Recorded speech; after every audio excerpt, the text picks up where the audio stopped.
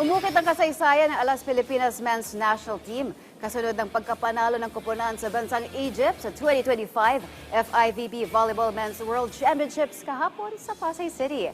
Balikan ang paghampas sa mga atleta sa report ni teammate Bernadette Tinoy. Sa ikalawang pagkakataon, muling papalo ang Alas Pilipinas sa World Championships kontra sa bansang Egypt dito sa Mall of Asia Arena, Pasay City.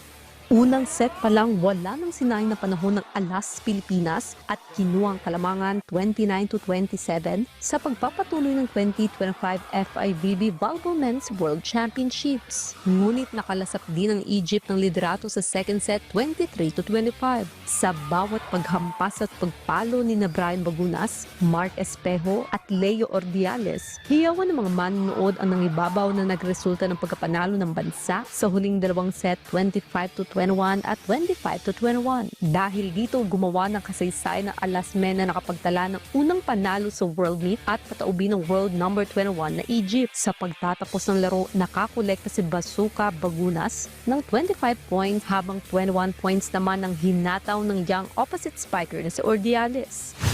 Sobrang speechless na nanalo kami on this game. Sobrang ayun na, in-enjoy namin lang yung laro. Tingin ko, pressure lang kami ng first game. And alam ko na may potential talaga Miss Volleyball.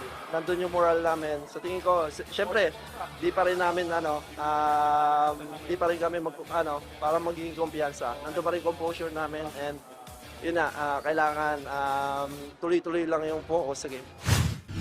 We just win today. I don't know what will happen in 2 days. We are not every time stable like you were today.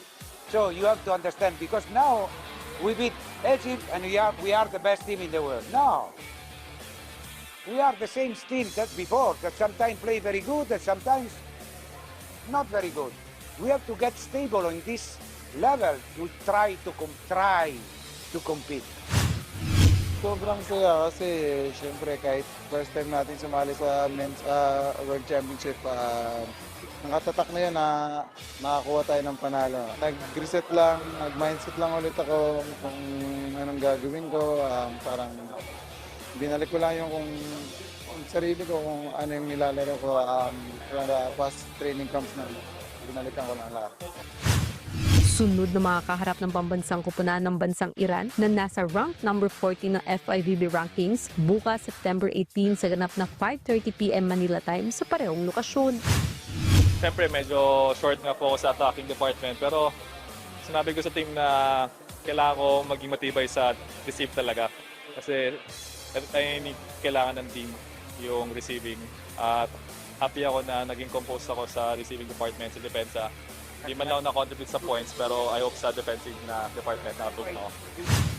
Ito yung start namin, siyempre confidence talaga yung bumuhay sa amin. Ayun yung wala kami nung first game. So ngayon sana magtuloy-tuloy pataas ng pataas.